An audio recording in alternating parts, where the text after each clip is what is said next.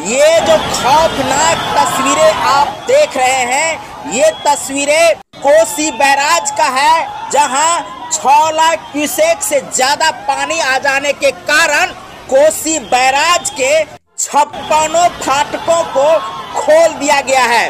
और ये तबाही मचाने के लिए बिहार में बाढ़ का जो है सो स्वरूप लेने जा रहा है। आप देख सकते हैं लोगों में किस प्रकार की खौफनाक मंजर जो है सो पैदा हो गया है। पानी की उछालें आप देख सकते हैं किस प्रकार से बैराज से निकलने के बाद सीधा आगे बढ़ती हुई नजर आ रही है। 44 साल के बाद 56 फाटक को खोला गया है।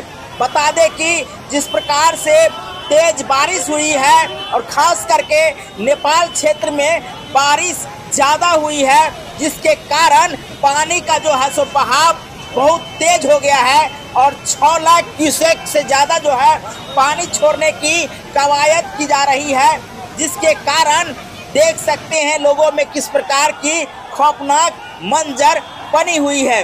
2008 का वो भयावह तस्वीर आप लोगों को याद हो न हो तो आप लोगों को बता देना चाहते हैं कि 2008 में जिस प्रकार से कोसी नदी की बाढ़ जो है तबाही की मंजरें लाई थी, वैसा ही स्थिति इस बार देखने को मिलने जा रही है। देख सकते हैं किस प्रकार की स्थिति जो है कोसी बैराज की है, जहां 6 लाख क्यूसेक जो है सो पानी छोड़ा गया है।